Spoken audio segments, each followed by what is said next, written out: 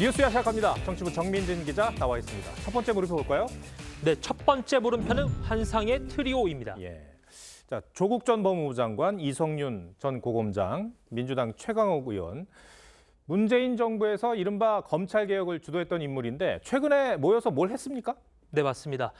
지난 6일이죠. 조국 전 장관이 최근에 출판 기념회를 열었습니다. 예.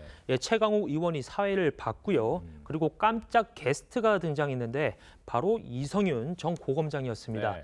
이성윤 전 고검장은 문재인 정부에서 검사장 승진에 이어서 법무부 검찰국장, 이 서울중앙지검장을 거치면서 승승장구했던 인물이기도 했죠. 조 전 장관은 문재인 정부에서 청와대 민정수석과 법무부 장관을 지낸 바 있는데 이 전 고검장이 조 전 장관을 향해서 강철 같은 의지의 소유자라고 추켜 세운 반면에 윤석열 대통령에 대해서는 호평을 했는데요. 한번 들어보시죠. 사법연수원 동기로서 30년간 부대끼고 그 사람의 무도함을 누구보다도 옆에서 많이 지켜봤습니다. 윤석열 사단이 마치 전두환의 하나에 비게 될 정도로 이성윤 전 고검장은 현직 검사 아닙니까? 그런데 이렇게 정치적 발언을 해도 됩니까? 네. 현재 이성윤 전 고검장은 법무연수원의 연구원으로 지금 있습니다. 예. 네, 검사 윤리 강령에 따르면 이 검사는 정치 운동에 관여해서는 안 되며 이 정치적으로 중립을 지키도록 되어 있습니다. 그렇다 보니까 이 법무부도 정치 행사에 현직 검사가 참여해서 부적절한 발언을 했다며 감찰을 검토하고 있다고 밝혔습니다. 무엇보다 이 검찰 내부에서는 검찰이 기소해서 재판에 넘긴 범죄의 혐의자와 관련된 행사에 이 현직 검사가 참석해서 추켜 세우는 듯한 발언을 한 거는 상당히 부적절했다라는 비판 의견이 나옵니다. 실제 조 전 장관은 입시 비리와 감찰 무만 혐의로 1심에서 징역 2년을 선고받았고 최강욱 의원은 조 전 장관 아들에게 허위 인턴 확인서를 발급해준 혐의로 1, 2심에서 모두 의원직 박탈에 해당하는 형을 선고받았습니다. 그런데도 이 전 고검장이 윤석열 대통령을 향해서 이렇게 과격한 발언을 하는 이유는 뭘까요?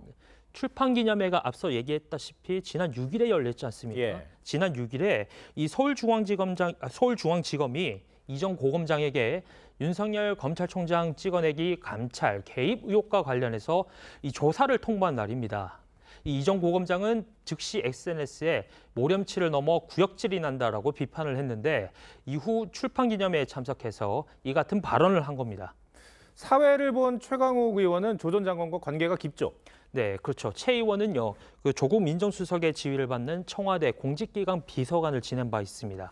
이 세 사람 모두 내년 총선 출마설이 있지 않습니까? 네, 맞습니다. 특히 조국 전 장관과 이성윤 전 고검장은요, 수도권이나 호남 지역에 출마할 가능성이 지금 거론되고 있는데요.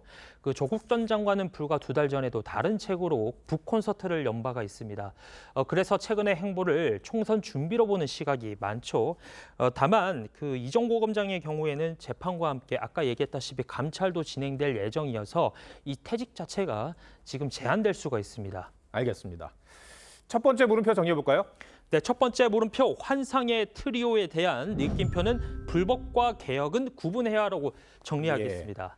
조국, 최강욱, 이성윤 세 사람은 모두 자신들이 검찰 개혁을 주도해 검찰로부터 핍박을 받고 있다는 인식을 강조하고 있습니다.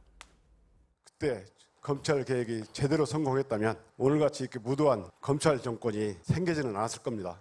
셋이서 이렇게 있는 게 오늘의 현실을 또 보여주는 거 아닌가 싶은데 자랑스럽습니다, 정말로. 하지만 이들의 혐의는 자녀 입시 비리와 감찰 및 수사 무마, 사무소 위조로 검찰 개혁과는 무관한 위법 행위들입니다. 이 범죄 혐의를 이 개혁을 추진한 공인 양 덧칠해서는 안 될 겁니다. 네, 알겠습니다. 두 번째 물음표는 뭡니까? 네, 두 번째 물음표는 유튜버가 점령한 국회입니다. 이재명 대표가 국회에서 단식을 시작한 이후에 이 대표를 지지하는 유튜버들뿐만 아니라 그 반대쪽 유튜버들도 몰리고 있다고 하던데 그 얘기죠. 예, 맞습니다. 문제는 이들이 이 과격한 언행으로 충돌을 빚는 일이 속출하고 있다는 건데요. 이틀 전 국회에서 국민의힘이 수산물 소비를 촉진하는 행사를 연 바가 있습니다. 네. 후쿠시마 오염수 방류로 소비가 위축된 수산업계를 지원하기 위한 건데요. 이 대표 강성 지지자들과 극우 성향의 유튜버 사이에 고성이 오가기도 했습니다. 한번 영상 보시죠.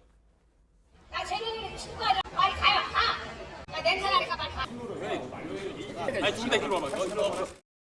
근데 국회에서 이런 소란이 처음은 아니죠?